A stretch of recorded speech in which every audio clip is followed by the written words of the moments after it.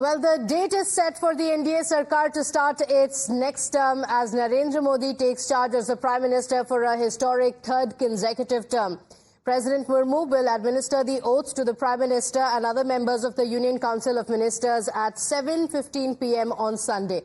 Sources say that arrangements have been made for 7,000 to 8,000 guests at the Rashtrapati Bhavan, and in keeping with the Modi Sarkar's Sabka Saath message, it has been ensured that people from across sections get a representation. Almost 50 religious leaders from across faiths will grace the occasion. Sanitation workers, transgenders and labourers who worked on the Central Vista project will also be among the special guests at the ceremony. Railway employees who are working on the Vande Bharat and metro trains and beneficiaries of the central government schemes are also among the Viksit Bharat ambassadors who have been invited to attend the oath ceremony. This, of course, shows the Prime Minister's commitment to people's welfare. आजादी का अमृत महोत्सव के बाद का ये पहला चुनाव है और एक प्रकार से ये वो 25 वर्ष हैं जो हमारे अमृतकाल के 25 वर्ष है। एक प्रकार से उन सपनों को साकार करने का एक बहुत महत्वपूर्ण पड़ाव ये 18वीं लोकसभा है और मैं देशवासियों को विश्वास देता हूं कि पिछले 2 टर्म में जिस गति से देश आगे बढ़ा है, समाज के हर क्षेत्र में परिवर्तन साफ साफ नजर आ रहा है। 25 करोड़ लोगों का गरीबी से बाहर आना ये अपने आप में हर भारतीय के लिए बड़ा गर्व का विषय है। वो देख नहीं सकते, जो बहरे हैं वो सुन नहीं सकते, लेकिन मैं देख रहा हूं कि भारत माता एक बार फिर से अंगड़ाई लेके खड़ी हो रही है और विश्व गुरु के पद पर आसीन हो रही है।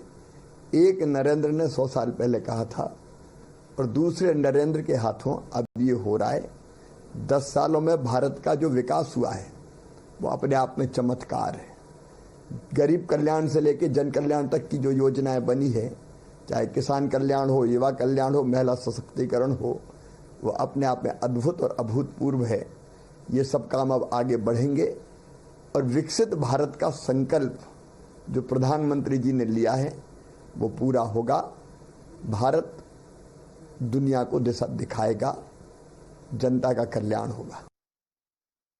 बहुत खुशी की बात है, मोदी जी देश के प्रधानमंत्री फिर से बनेंगे और देश को सही मायने में विकसित करने में मोदी जी का और इंडिया का बहुत बड़ा योगदान है। Now, top leaders of Bangladesh, Sri Lanka, Maldives, Bhutan, Nepal, Mauritius and Seychelles are also likely to attend the swearing-in ceremony. Sources say that the guest list of the foreign leaders is primarily guided by the neighbourhood first policy of the Prime Minister and its strategic focus on the island nations considered important in the Indian Ocean region.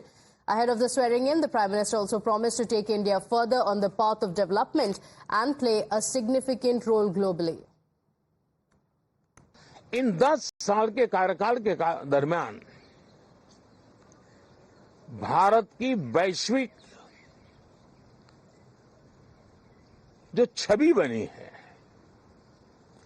दुनिया के लिए एक विश्व बंधु के रूप में भारत उभरा है, इसका मैक्सिमम एडवांटेज अब शुरू हो रहा है और मुझे पक्का विश्वास है ये 5 वर्ष वैश्विक परिवेश में भी भारत के लिए बहुत उपयोगी होने वाले हैं।